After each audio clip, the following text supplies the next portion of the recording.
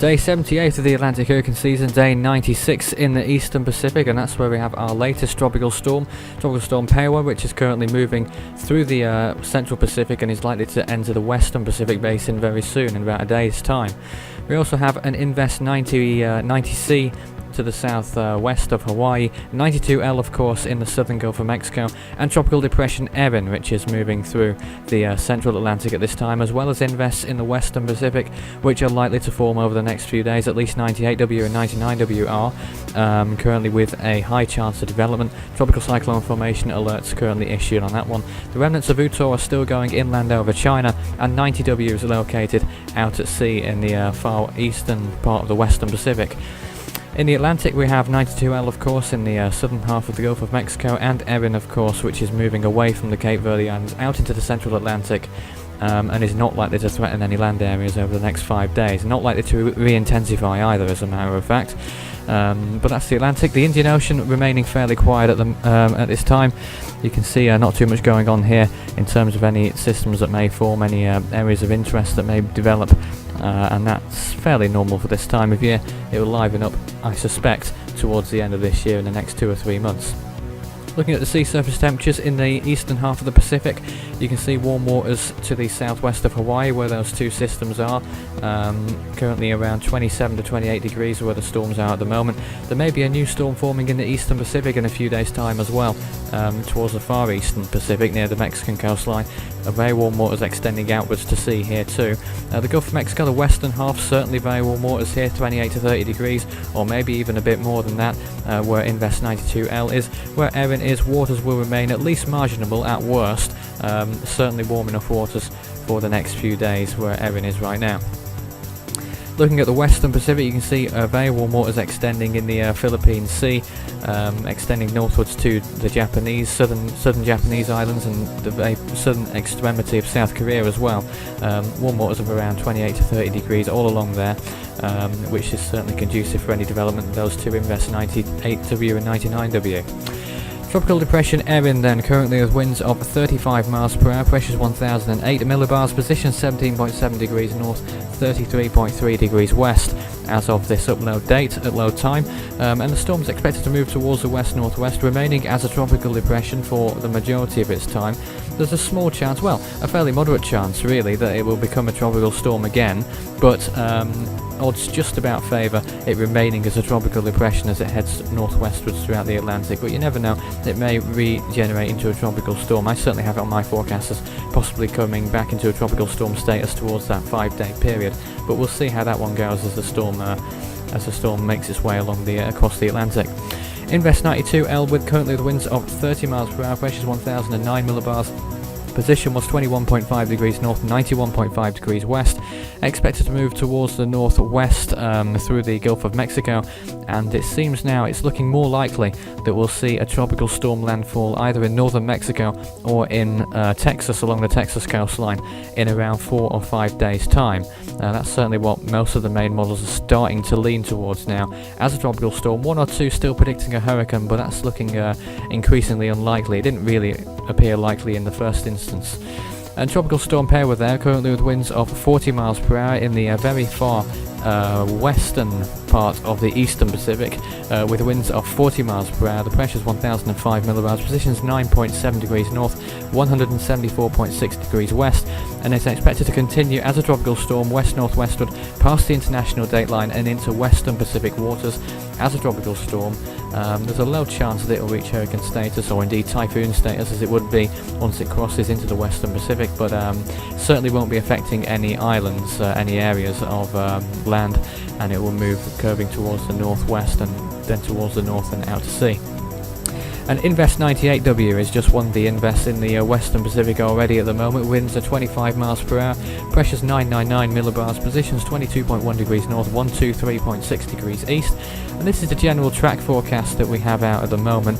Currently moving towards the east-northeast, and then stalling out to sea just southeast of the Ryukyu Islands of Japan, and then curving back into those islands and then back towards the northwest. The two models, the CMC and the GFS, differ slightly as to where the storm will go after that, either China or Japan or even Korea perhaps, as a likely destination for the storm. Looking at the shear maps then for the Atlantic first of all, you can see how Erin will be entering a higher shear environment of the next few days, if I could say it properly. So it's not looking too good for Erin at the moment. In terms of 92L, I think it was slightly more conductive there for that one.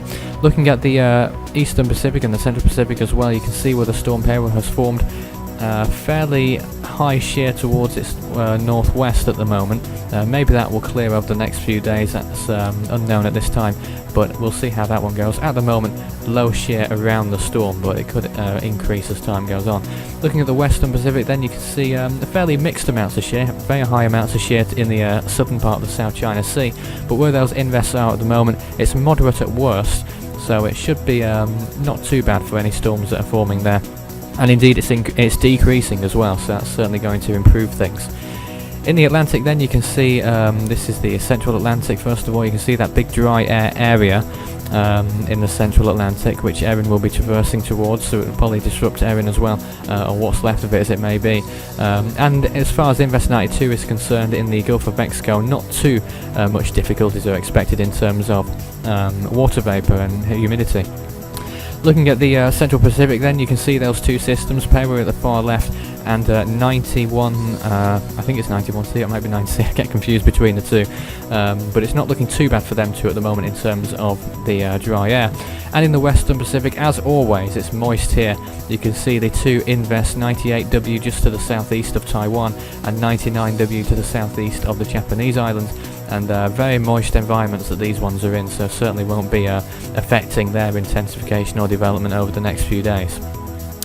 So this is the Gulf of Mexico in the past 24 hours, and you can see the circulation of 92L emerging over the Gulf of Mexico from the Yucatan Peninsula and moving slowly towards the northwest at this time. You can see it's stalling perhaps a little bit as well, but general movement over the next few days will be towards the northwest. Tropical Storm Erin, then Tropical Depression Erin as it is now, you can see how it's moved towards the northwest, and you can see not actually too much appearing here because there's not really any or much intense thunderstorm or rain activity, and it is in danger of becoming a bit of a naked swirl as it moves out to sea there. Tropical Storm Pewa is looking quite a good deal better, still 40 mph winds, so still not particularly strong, but you can see how it had a strong core there at the start of that flow telemetry. It's sort of lost its way slightly with that, but you can see in that last frame maybe a little bit of one developing as well, so I don't think it'll have too much trouble intensifying slightly over the next few days. And we also have Invest 98W currently located to the southeast of Taiwan. You can see the Taiwanese island there, and it's currently trying to get its act together. You can see quite a lot of intense activity associated with the system, so it's certainly flaring up, and it's I think it will develop over the next few days. The models are certainly gunning for it in the Western Pacific. The CMC model then, you can see, predicts 92L to become a tropical storm and make landfall either in Texas or Louisiana, with another storm forming over in the Caribbean area as well, moving through the Lesser Antilles and then moving out to sea as a tropical storm at least. We also have a very strong system in the Eastern Pacific according to that one too, a hurricane out to sea. The ECMWF model doesn't predict too much. It does predict a storm moving through the Baja California Peninsula for the second time running.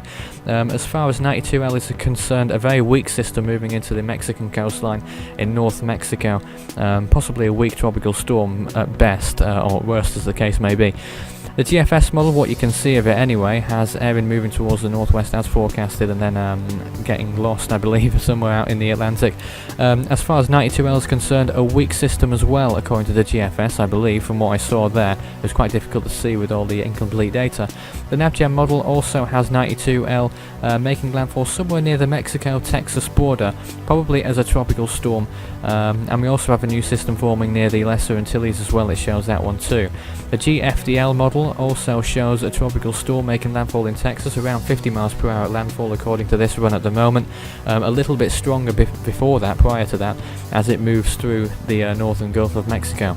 The HWRF is quite aggressive. You can see it becoming a Category 1 hurricane before making landfall just south of the Texas border as a hurricane, around 80 mph at least, I'd say, on that one, and a new storm forming in the Eastern Pacific. So this is the 5-day intensity comparison. So you can see the HWRF model taking it up to 80 knots, 90 miles per hour, but that's a bit of an outlier. Most of the models take it to around 50 knots, 60 miles per hour at maximum. But the track forecast, now you may remember yesterday's bulletin showing quite a large spread, but you can see the three main ones have converged slightly now towards southern Texas or the very northern extent of Mexico. Looking at the shear comparisons, then the wind shear, first of all, it's dropping, but then the forecasts are calling for it to rise to around 20 knots, which is a moderate amount, and then possibly slackening off again, which may be good news for the storm or what's left of it at the time. And the sea surface temperature, certainly nothing to worry about in terms of that. 28 degrees at a minimum for 92L as it moves through the Gulf of Mexico. And the relative humidity is declining slightly, but still remaining above around 40% at least. Certainly is somewhat conducive to tropical cyclone development over the next 5 days.